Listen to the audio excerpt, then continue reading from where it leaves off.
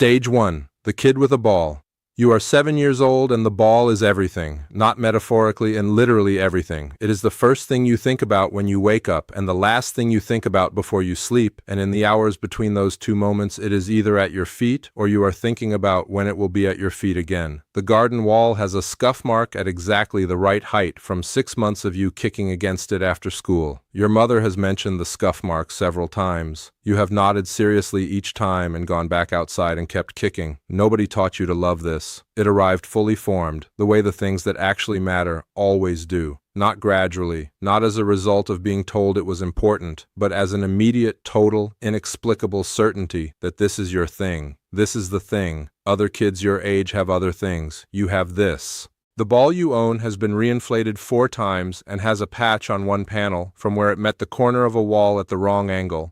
You don't want a new one. This one knows you. The way it sits under your foot, the way it responds to the inside of your left boot versus your right, the specific sound it makes when you catch it perfectly on the volley against the garden wall. These are a language you are learning without knowing you are learning it, a vocabulary of touch and weight and spin that is building itself in your nervous system one repetition at a time. You watch football on television with an attention that adults in the room find slightly unnerving for a 7-year-old. You are not watching the game the way they are watching the game. You are watching specific things. The way a midfielder receives the ball with his back to goal and in the same motion turns and plays it forward without a wasted movement. The way a striker angles his run to stay onside until the exact last moment. The way a goalkeeper reads a penalty by watching the shooter's hips rather than the ball. You don't have the vocabulary for any of this yet, but your eyes are recording it, and somewhere behind your eyes, something is cataloging it for future use. Your first organized training session is at the local youth club, a Tuesday evening under floodlights that make the wet grass look silver. The coach is a man in his 50s who played semi-professionally for 4 years in his 20s and has been coaching children ever since with the patient enthusiasm of someone who genuinely loves both the game and the people who are learning it. He puts a ball at your feet in the first 10 minutes, and something in your face must communicate something to him, because afterward, he talks to your parents with a specific kind of attention that he doesn't give to every parent at the end of every session. You don't hear what he says. You are on the pitch in the dark after everyone else has gone, still kicking, still listening to the language. The ball speaks back to you. Stage 2. The Academy. You are 11 years old. A scout watched your Sunday league game 3 weeks ago and said nothing to you and very little to your parents, and then a letter arrived on a Tuesday morning that changed the atmosphere in your house in a way you felt before anyone explained it to you. A Premier League academy wants to assess you. 2 sessions, no commitment on either side, just a look. The assessment sessions are the most nervous you have ever been in your life, including the time you had to do a presentation in front of the whole school and forgot what you were saying halfway through. This is different. This is the thing that matters. You warm up on a pitch that is better than any pitch you have ever played on. The grass cut to a uniform height, the lines bright white, the goals with nets that are tight and new, and you look around at the other boys being assessed alongside you, and you feel for the first time in your football life that everyone around you is as good as you are. Some of them might be better. This feeling, this specific feeling of being among peers for the first time, will become the defining experience of your entire career. Every time you move up a level, from Sunday League to Academy, from Academy to Youth Team, from Youth Team to Reserve, from Reserve to First Team, you will arrive in a new environment where everyone is as good as you or better, and you will have to find within yourself the thing that makes you more than the sum of what you already know how to do. You get in. Your parents drive you to training twice a week and to games on weekends, and the driving takes time and money, and neither of them complains about either, not once, not in front of you. Academy life has 2 faces, and you learn both of them quickly. The first face is the football. Better coaching than you have ever received, structured sessions designed by people who have spent careers understanding how young players develop, teammates who push you every single session because they are fighting for the same limited number of futures the club will eventually offer. The second face is everything that runs alongside the football, the school you still attend every day, the homework that still needs doing, the social world of being 12 and 13 and 14 that continues happening whether or not you have a training session tomorrow morning at 7. You manage this imperfectly. There are weeks when the balance tips and the football consumes everything else, and weeks when the rest of life demands so much that the football suffers. What the academy coaches are watching, beyond your technical development, beyond your tactical understanding, beyond your physical progress, is how you manage this. A player who can only function when everything around him is stable and supportive is a liability at professional level.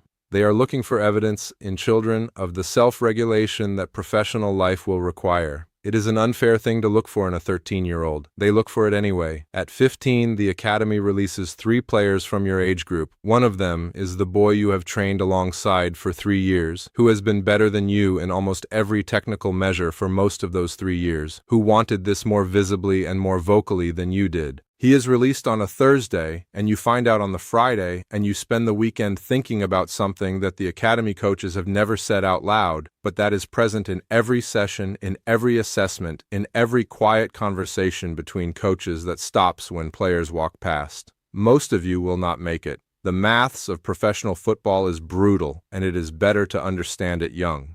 For every player who makes a career in the game, there are hundreds who are good enough to be in an academy and not good enough, or not fortunate enough, or not resilient enough, or simply unlucky enough to go further. Your friend was good enough. It wasn't enough. You go back to training on Monday. You work harder than you worked the week before, not out of fear exactly, but out of a kind of focused clarity that the weekend produced in you. You understand now in a way that the brain resists understanding when things are going well, that none of this is guaranteed. Not for anyone.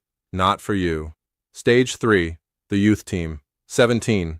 You have been offered a scholarship, 2 years of funded development, accommodation at the club's training facility, education support, a weekly wage that would have seemed significant 3 years ago and now seems entirely beside the point. The point is that the club has decided, provisionally, that you have a future here. Provisionally is the word that nobody uses, but everyone understands. The youth team is a completely different environment from the academy age groups below it. The players are older, and the stakes are different. Not just emotionally different, but structurally different. At 15 and 16, you were developing. At 17, you are beginning to be assessed as a potential professional, and the assessment is ongoing, daily, conducted by coaches who are themselves being assessed on how many of their players make it through. Everyone in the building at every level is aware of this. Your body is changing at a rate that the coaching staff are monitoring as closely as your technical development. The physical demands of professional football require a specific kind of athletic profile that some players develop naturally and others have to build deliberately and others simply never develop regardless of effort. You are in the middle category. You have the foundation, but the foundation needs significant construction on top of it. You are in the gym before training and after training. You work with the club's sports scientists on load management, on nutrition, on recovery protocols that would have seemed like extreme professionalism a few years ago and are simply the baseline here. You play your first youth team game at 17 and 2 months. You are not the best player on the pitch. You are not the worst. What you are is composed, not falsely, not performing composure you don't feel, but genuinely settled in your own body and your own decision-making in a way that the coach notices and mentions afterward, with the brevity of someone for whom brevity is a compliment.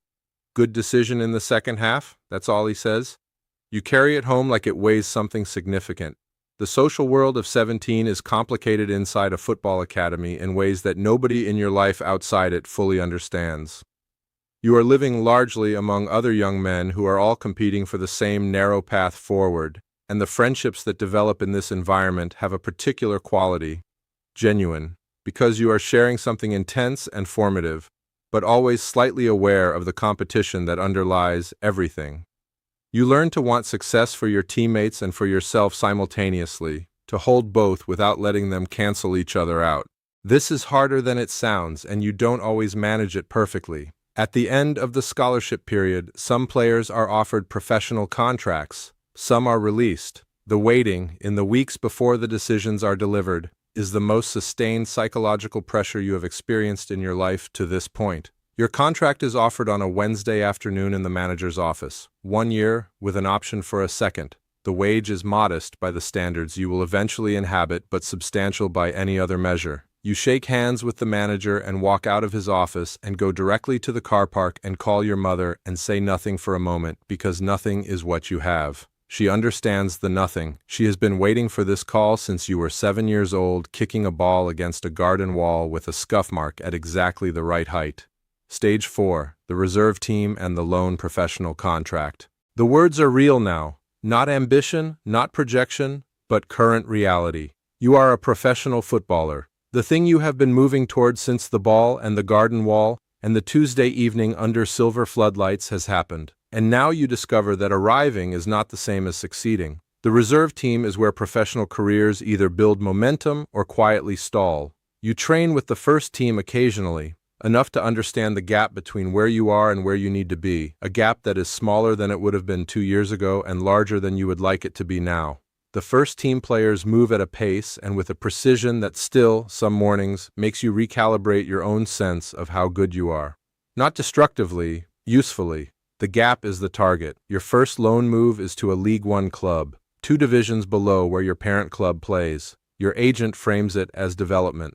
Your heart initially experiences it as demotion. Both are right. The loan club needs players who can contribute immediately. You need competitive minutes at a level where you are required to perform rather than develop, where the stakes of each game are real rather than educational.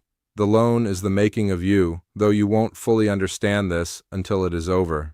You play 32 games in 6 months. You play through a hamstring strain that is not quite an injury and not quite fine. You play in conditions, Tuesday nights at grounds where the changing rooms are cold and the pitch cuts up by the second half and the crowd is small enough that you can hear individual voices, that the academy never prepared you for because the academy could not prepare you for them. You have to find within yourself the ability to perform in the absence of the ideal conditions that have surrounded your development for 6 years. You find it, not easily. Around game 12 you have a performance that is genuinely poor, and the manager tells you so in the direct, unadorned language of someone who does not have time to manage your feelings. You sit with that for 2 days and then you train harder and play better, and you learn something that the academy, for all its quality, could not have taught you. The only response to a bad performance is the next performance. By the end of the loan, your parent club recalls you. The conversation with the manager has a different quality from the last one. He talks about you differently, not with the qualified provisional language of potential, with something that sounds more like expectation.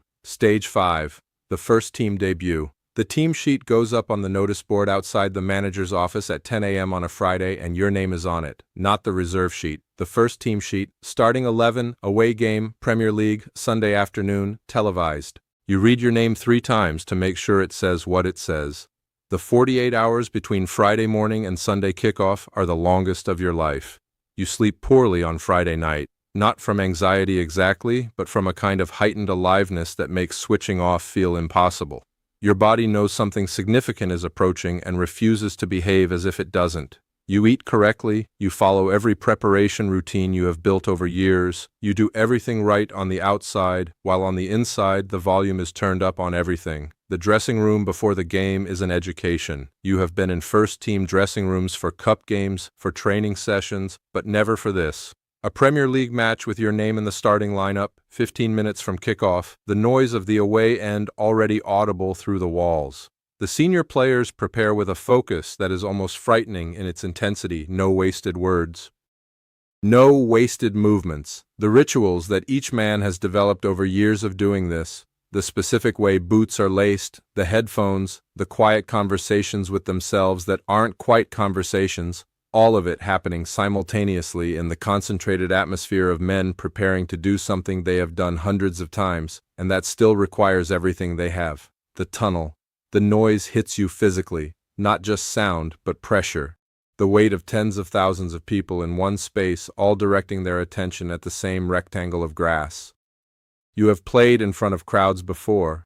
You have not played in front of this. Your legs feel strange, not weak, just unfamiliar, as if they belong to someone who is doing this for the first time, which they are. Kickoff. And then the strangest thing happens. After 30 seconds of football, the noise disappears. Not literally. It is still there, louder than ever. But your attention narrows to the immediate, to the ball and the space and the players around you, and the crowd becomes background the way background always becomes when the thing that matters most is happening directly in front of you. You make a mistake in the 23rd minute, a miscontrol under pressure that gives possession away in a dangerous area. Your stomach drops. The manager will have seen it. Everyone will have seen it. In the seconds after it happens, you make a decision that will define your career more than you know. You don't hide. You demand the ball immediately. You ask for it back before your confidence has had time to consult with your anxiety about whether that's a good idea. It comes to you. You play it simply, correctly, efficiently. You keep asking for it. By halftime, you have found your rhythm, and something in the dressing room, in the way the senior players look at you, in the way the manager's team talk, includes you as a given rather than a question mark, has changed in a way that feels permanent. You play 81 minutes. The team wins.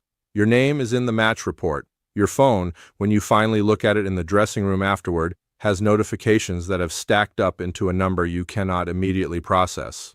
You sit in the away dressing room with your boots still on, and you think about a garden wall with a scuff mark at exactly the right height. You think about the Tuesday evenings under silver floodlights, the letter on a Tuesday morning, the Thursday when your friend was released, the Wednesday afternoon in the manager's office, and the phone call to your mother in the car park, and the nothing that said everything. The whole journey sits inside this moment, inside this dressing room, inside the feeling in your body that is unlike any feeling you have a name for. You have arrived, not at the destination. There is no destination in this. There is only the next game, the next season, the next challenge, the continuous work of staying at a level that the game will always be trying to push you back down from. But you have arrived at the beginning of what you always knew you were built for. The ball was always everything. Now everything is the ball, and you are exactly where you always knew you would be.